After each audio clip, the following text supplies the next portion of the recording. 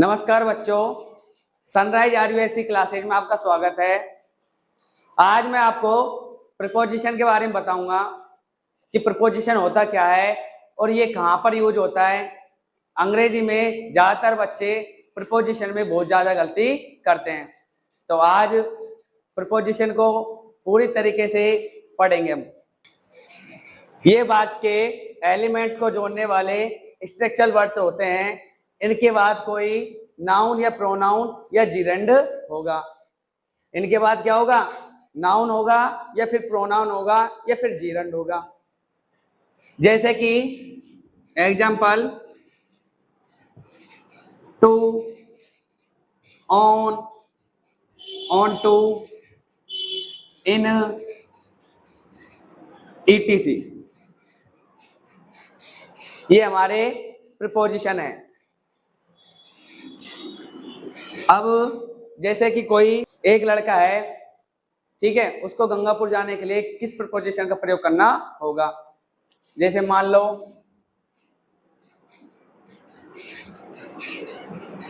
Ram goes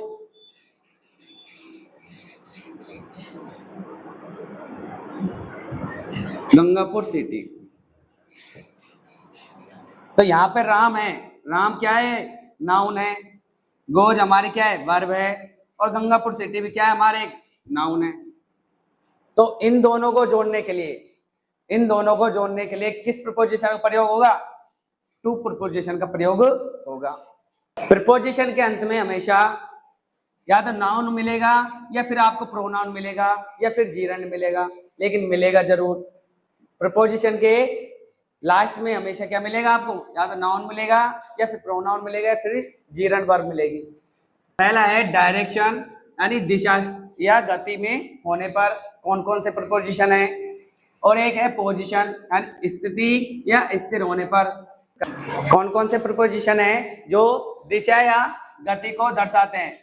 to, into, onto. और position को दर्शाने वाले यानी स्थित या स्थिर होने पर कौन कौन से प्रीपोजिशन है? Eight, in, on. दिशा या गति में होने पर टू प्रीपोजिशन का प्रयोग करते हैं, इनटू प्रीपोजिशन का प्रयोग करते हैं और ऑन टू प्रीपोजिशन का प्रयोग करते हैं। पोजीशन यानी स्थिति या स्थिर होने पर एट प्रीपोजिशन का प्रयोग करते हैं और इन प्रीपोजिशन का प्रयोग करते हैं और ऑन प्रीपोजिशन का प्रयोग करते हैं। एग्जाम्पल जैसे कि आई एम गोइंग कोचिंग, मैं कहाँ जा रहा हूँ? कोचिंग हो रहा हूँ। तो मतलब कि गति हो रही है, तो गति के लिए किसका प्रयोग करेंगे? टू प्रीपोजिशन का प्रयोग करेंगे। ठीक है, इसी प्रकार से I am going the well, मैं कहाँ जा रहा हूँ? कुएं पर जा रहा हूँ। मतलब कुएं पे जा रहा हूँ मतलब कुएं के अंदर थोड़ी जा रहा है, तो कहाँ खड़ा है? कुएं के बाहर खड़ा है, at the well. She is going the well, वह कहाँ जा रही है? कुएं पर जा रही है। गति हो रही है, क्या हो रही है? गति हो रही है। तो क्या लगाएंगे इसमें? टू प्रीपोजिशन का प्रयोग करेंगे। वी आर द क्लासरूम, हम कहाँ बैठते हैं? कक्षा में बैठते हैं। वी आर द क्लासरूम, कहाँ बैठते हैं हम? कक्षा में बैठते हैं। वी आर द क्लासरूम यानी हम कक्षा में बैठते हैं, यानी बैठते मतलब कि एक कमरा होगा, मतलब अंदर बैठते हैं। तो अंदर के लिए किसका प्रयोग करेंगे? इन प्रीपोजिशन का प्रयोग करेंगे।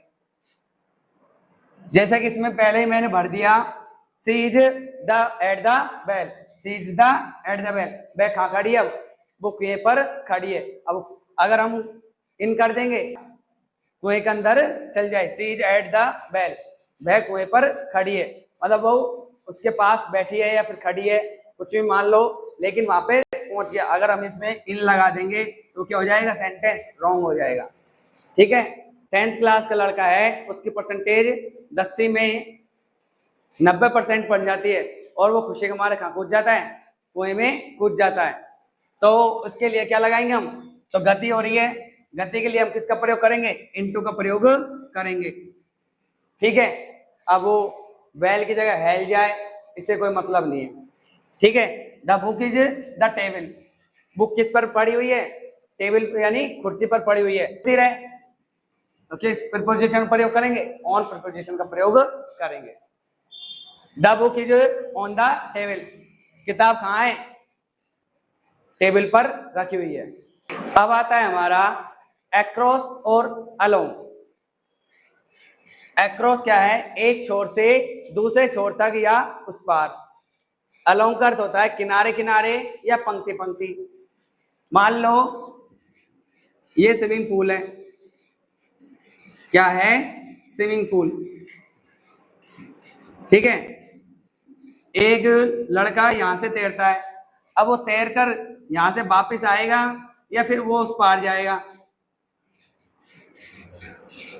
और मान लो एक आप ब्रिज बना रहे हो, ठीक है, तो एक यहां से ब्रिज बनेगा यहां तक या फिर बीच में बन जाएगा, किनारे पर ब्रिज बनेगा या फिर यहां से बीच में से लेकर ऊपर तक बनेगा। तो ऊपर यहां से लेकर यहां तक ही तो बनेगा। किस प्रीपोजिशन का प्रयोग करेंगे, अक्रॉस का।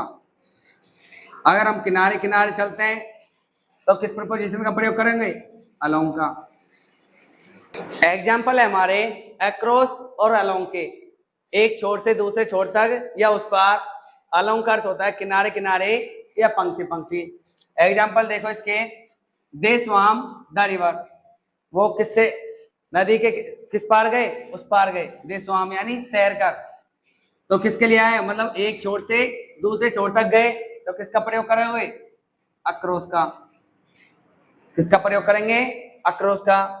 दे वर वॉकिंग द रिवर, अब वो नदी के अंदर तो होके वॉकिंग तो करेंगे नहीं, उसके बगल बगल में जाएंगे, पंक्ति पंक्ति जाएंगे, किनारे किनारे जाएंगे, पंक्ति पंक्ति जाएंगे, तो किसका प्रयोग करोगे, अलोंग का, ठीक है। They went the river boat, वो कहाँ गए, रिवर बोट से नदी के पार गए, ठीक है। वेंट यानी चले गए, तो दे वेंट कहाँ गए, एक छोर से दूसरे छोर गए, ठीक है। तो इसमें क्या लगाएंगे, अक्रॉस। और इसमें द रिवर, अब वो किसके किसके द्वारा गए, बाई बोट के द्वारा, ठीक है। बाई के बारे में हम चर्चा बाद में करेंगे। A new bridge is being built the river, अब जो ब्रिज बना है, पुल बना है, वो नदी के ऊपर ही बना होगा। अब ये नहीं है क्या नाम है कि किनारे पर बना दिया हो, तो नदी के ऊपर बना है, मतलब एक पार से, एक छोर से दूसरे छोर तक। नदी के ऊपर जो पुल बना है वो एक छोर से दूसरे छोर तक बना है, तो किसका प्रयोग करेंगे, अक्रॉस का, ठीक है। पांचवा सेंटेंस है हमारा, beautiful trees were growing the road, मतलब सुंदर जो पेड़ है वो किसके किनारे उग रहे हैं, सड़क के किनारे उग रहे हैं। अब पेड़ है भाई, जायज की बात है, पेड़ कहाँ उगते हैं, सड़क के किनारे उगते हैं, तो किस क्या लगाएंगे हम, अलोंग, ठीक है। आगे समझ में आगे होगा आपके समझ में कि अलोंग और अक्रॉस का प्रयोग कहाँ किया जाता है, एक छोर से दूसरे छोर के लिए अक्रॉस का प्रयोग करेंगे, और किनारे किनारे पंक्ति पंक्ति बगल बगल में किसका प्रयोग करेंगे, अलोंग का प्रयोग करेंगे।